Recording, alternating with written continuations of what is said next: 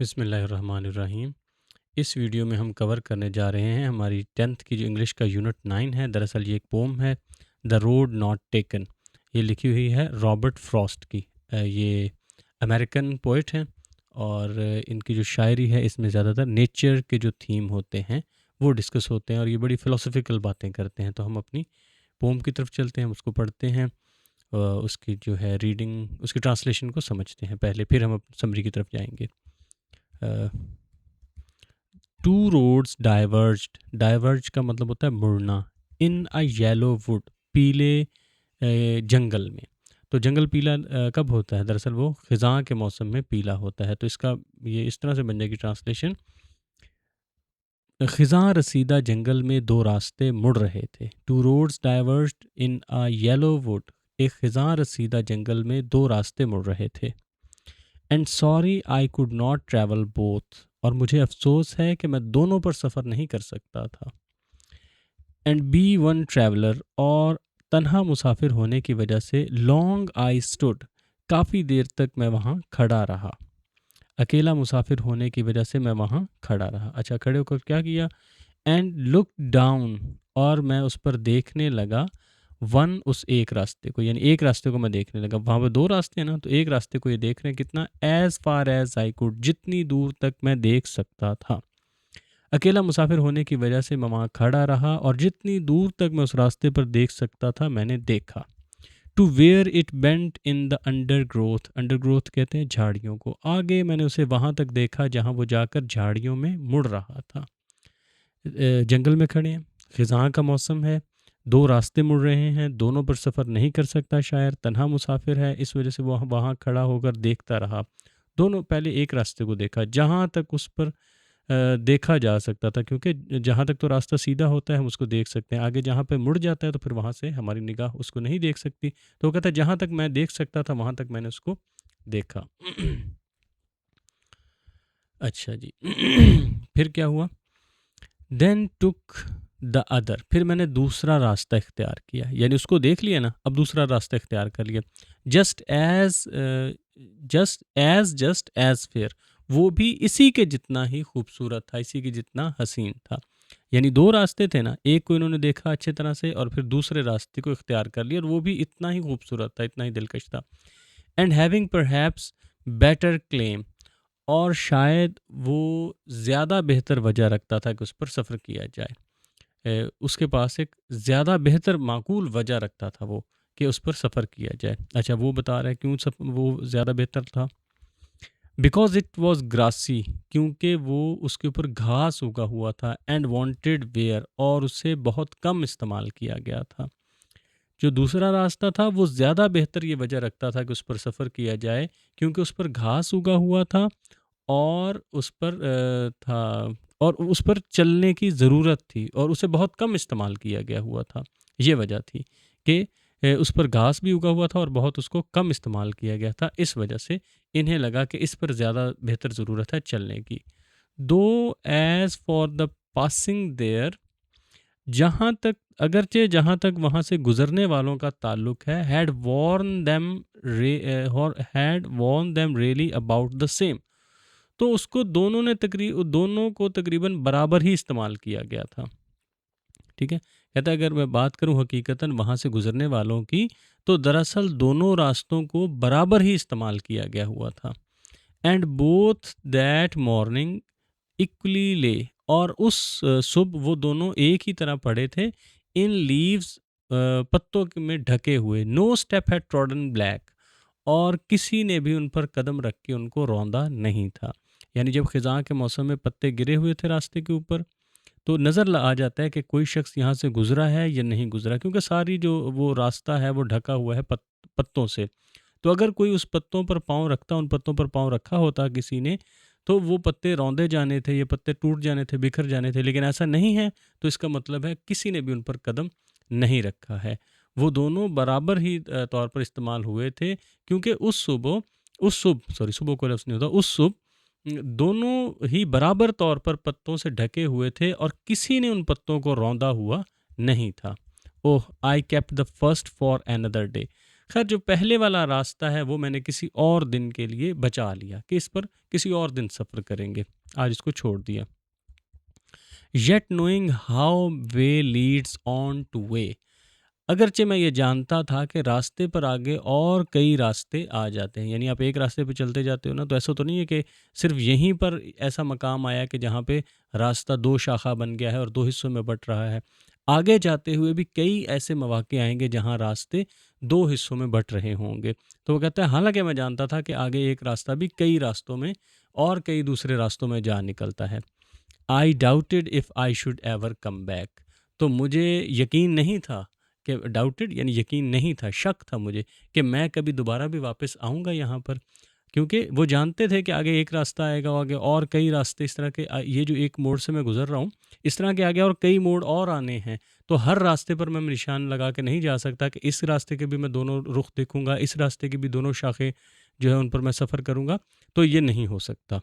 तो मुझे शक था कि मैं शायद यहाँ कभी वापस नहीं आऊँगा। I shall be telling this with sigh, और मैं एक आह भर के इसे बता रहा हूँगा, यानी कभी मैं ये कहानी सुना रहा हूँगा। थोड़ा सा इसको ऊपर ले जाएं फ्रेम को। And somewhere ages and ages hence, और कई जो है उम्र गुजरने के बाद, कई ज़माने गुजरने के बाद मैं एक आह भर कर ये कहानी सुना रहा हूँगा। Two roads diverge in a wood, के जंगल में दो रास्ते मुड़ते थे।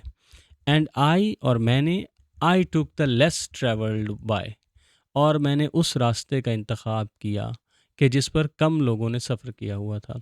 यानी मैं ये जानता हूँ कि रास्तों में से आगे रास्ते निकलते जाएंगे, और मुझे शक और मुझे यकीन नहीं है, मुझे शक है इस बात पर कि मैं कभी दोबारा भी वापस आऊँगा। और मैं आह भर कर ये कहानी सुना रहा हूँगा जब कई ज़माने गुज़र जाएंगे, उन ज़माने गुज़रने के बाद, कि एक वक्त था कि मैं जंगल में खड़ा था और वहाँ पे दो रास्ते मुड़ रहे थे, और मैंने उस रास्ते का इंतखाब किया था जिसे कम लोगों ने इख्तियार किया हुआ था। And that has made all the difference, और यहीं से सारे का सारा फ़र्क वाक़ई हुआ था। तो यानी ये नज़म दरअसल इस बारे में है, एक तो इसमें कुदरत की बहुत हसीन अक्कासी की गई है, ख़िज़ां का मौसम है और पत्ते बिखरे हुए हैं और जंगल है और तन्हाई है। तो बहुत खूबसूरत तौर पर एक तो नेचर की अक्कासी की गई, उसको कलमबंद किया गया, उसकी मंजरकशी की गई है। उसके साथ साथ एक और अहम जो मज़मून इसमें डिस्कस हुआ है वो है इंसान के फ़ैसले का इख्तियार, इंसान के इंतखाब का इख्तियार, कि इंसान खुद फ़ैसला करता है। तो चाहे हम सही रास्ते का इंतखाब करें या चाहे गलत रास्ते का इंतखाब करें, मुश्किल रास्ते का इंतखाब करें या आसान रास्ते का इंतखाब करें, यही जो इंतखाब है ये हमारी मकसद का भी तयन करता है और हमारी मंजिल का भी और हमारे मुकद्दर का भी, कि आखिरकार हम कहाँ पहुँचेंगे।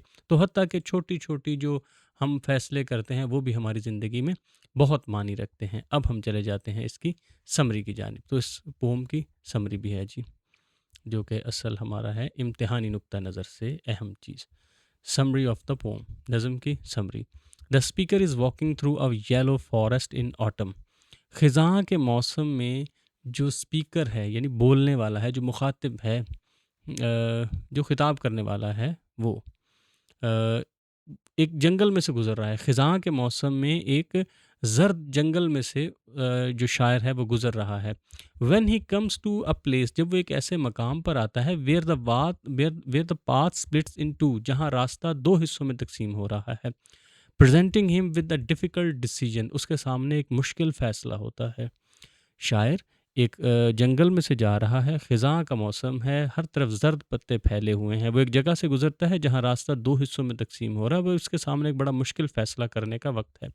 He feels sorry that he can not travel both ways at the same time, उसे इस बात का बड़ा अफसोस है कि मैं एक ही वक्त में दोनों रास्तों के ऊपर सफ़र नहीं कर सकता। So he stands there for a long time, तो वो काफ़ी देर तक वहाँ खड़ा रहता है। Trying to see as far down the path as possible, जहाँ तक वो उस रास्ते को देख सकता था ना, वो खड़ा होकर वहाँ उसको देखता है। Before it bends into the bushes, जहाँ वो आगे जाके कबल इसके जहाँ वो जाके झाड़ियों में मुड़ रहा था। तो जहाँ तक रास्ता झाड़ियों में मुड़ रहा था ना, उससे पीछे पीछे तक जहाँ तक वो देख सकता था, उसने काफ़ी देर खड़े होकर उस रास्ते को देखा। To roads diverge in a yellow would, ठीक है, दो रास्ते खिज़ां रसीदा जंगल में मुड़ रहे थे। दिस शोज़ द हेजिटेशन, इससे हमें हिचकिचाहट नज़र आती है, एंड स्ट्रगल, और ये कोशिश भी नज़र आती है, ऑफ ट्राइंग टू प्रिडिक्ट, कि वो ये पेशगोई करने की कोशिश कर रहा था, किसकी, द फ्यूचर, मुस्तकबिल की पेशगोई करने की कोशिश कर रहा था, before choosing a life path, ज़िंदगी के रास्ते का इंतखाब करने से पहले। ये नज़म ये भी ज़ाहिर करती है कि ज़िंदगी के रास्ते का इंतखाब करने से पहले दरअसल शायर एक हिचकिचाहट का शिकार है, और वो ये मुस्तकबिल में झांकने की कोशिश कर रहा है, वो ये भी जद्दोजहद कर रहा है कि मैं देख लूँ कि जो मैं रास्ते का इंतखाब कर रहा हूँ, मुस्तकबिल में उसमें क्या पेश आने वाला है।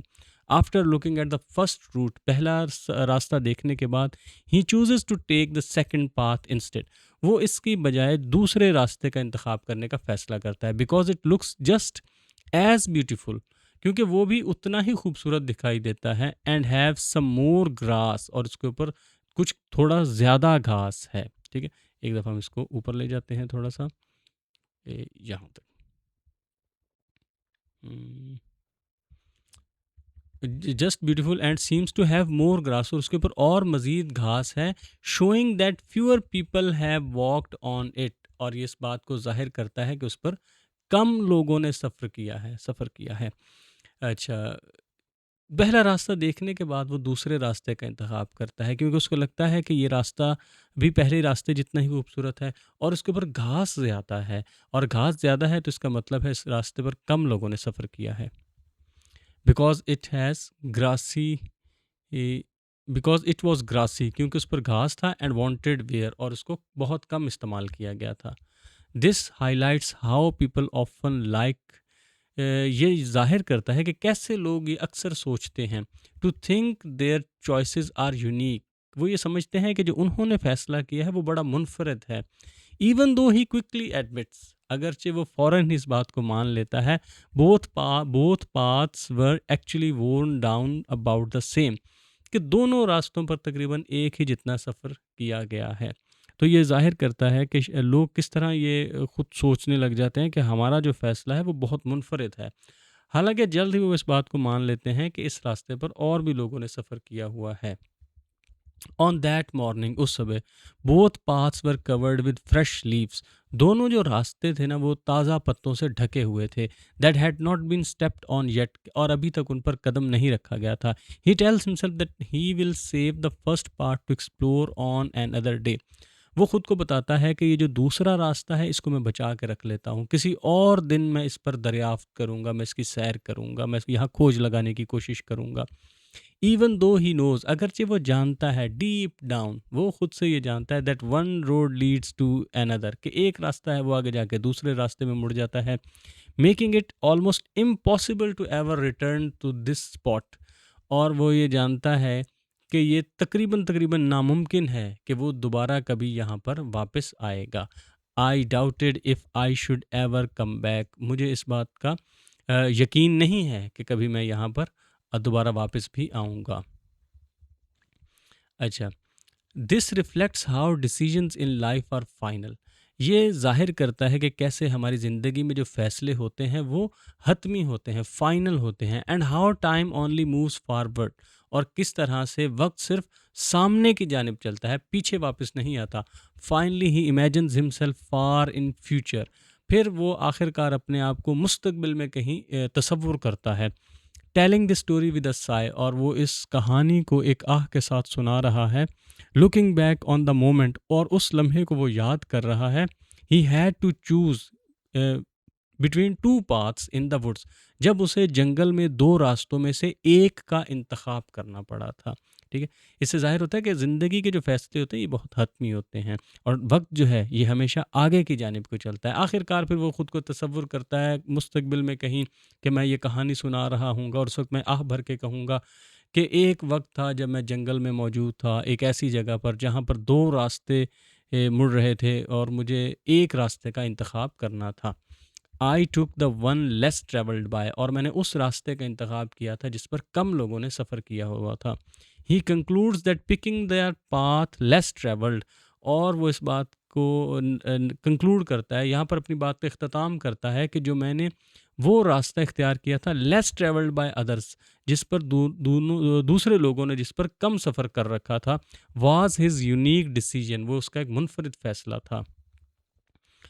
एंड दैट सिंगल चॉइस, और इस वाहिद फैसले ने ultimately shaped his whole life, इसकी सारी ज़िंदगी को इसी ने फिर नए सिरे से तख्लीक किया, and created very difference in his every difference in his journey, और इसके सफ़र में को मुकम्मल तौर पर मुख्तलिफ कर दिया। आखिरकार वो इस तरह से अपनी बात को इख्तिताम की तरफ लेकर आता है कि मैंने उस रास्ते का इंतखाब किया जिस पे कम लोगों ने सफ़र किया हुआ था, तो ये मेरा एक मुनफरिद तरह का फ़ैसला था, और मेरे इसी मुनफरिद फ़ैसले ने आखिरकार मेरी ज़िंदगी की शक्ल बदली और मेरे सफ़र में हर तरह का फ़र्क वाक़ कर दिया, and that has made all difference. और इसी जो मेरा एक फ़ैसला था कि मैं मुनफरिद रास्ते का इख्तियार करूँ, मुनफरिद रास्ते को इख्तियार करूँ, तो इसी ने सारे के सारा जो है मामला उसको बदल के रख दिया, और यहीं से सारे का सारा फ़र्क पैदा हुआ।